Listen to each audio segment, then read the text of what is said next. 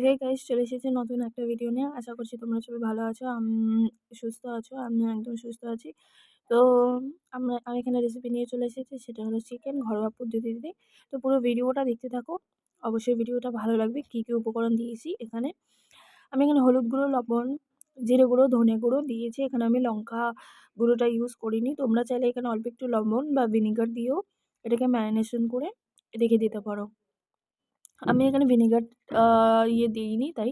তারপরে এখানে পেঁয়াজ কেটে রেখেছি, টমেটো, রসুন, আদা, যা যা উপকরণ আর কি লাগবে সমস্ত কেটে রেখে দিয়েছি। তারপরে কড়াইতে সর্ষের তেল দিয়ে আমি এখানে গোটা গরম মশলা ফোড়নে দিব। তেজপাতা, লবঙ্গ, এলাইচি ফোড়ন দিব। শুকনো লঙ্কাটা আমি দিইনি, আমি এখানে শুকনো লঙ্কাটা স্কিপ করে গিয়েছি। তোমরা চাইলে শুকনো লঙ্কাও দিতে পারো, কিন্তু আমি এখানে শুকনো লঙ্কা স্কিপ করে দিয়েছি।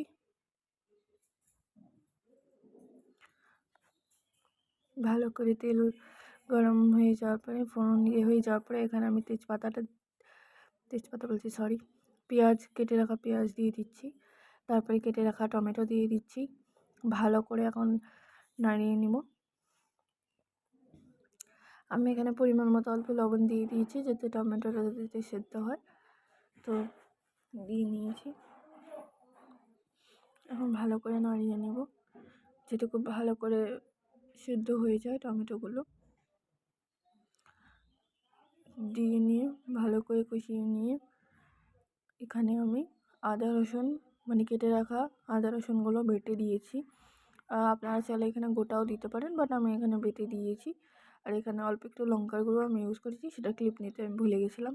যাই হোক, এখানে আমি পরিমাণ মতো একটু মিট মশলা দিয়ে দিচ্ছি, আর পরিমাণ মতো দিব হচ্ছে মিট মশলা দিলাম, আর পরিমাণ মতো গরম মশলা দিয়ে দিব। আমি ম্যারিনেশনে গরম মশলা মিট মশলাটা দিইনি, কারণ আমি চেয়েছিলাম যে একবারে রান্নার সময় দিব, তো তাই জন্য আমি মিট মশলা আর গরম মশলা এখন দিয়ে দিয়েছি।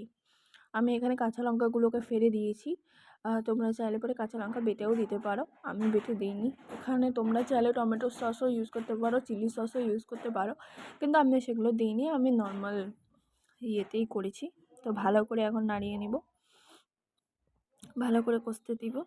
এখন কেটে রাখা কাঁচা লঙ্কাগুলো দিয়ে দিচ্ছি। তোমরা চাইলে এখানে লঙ্কা বেটেই দিতে পারো, কিন্তু আমি দিইনি। তারপরে এখানে ম্যারিনেশন করে চিকেনগুলো দিয়ে ভালো করে এখন কষিয়ে নিব মাংসগুলো, যাতে ভালো করে মশলাগুলো মাংসের মধ্যে ঢুকে যায়।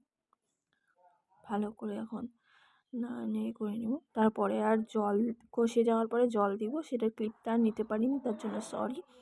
তো ভালো করে কষে গেলে জল দিয়ে যতটুকু ঝোল রাখবে রেখে দেবে। তো এতটুকুই। Thank you.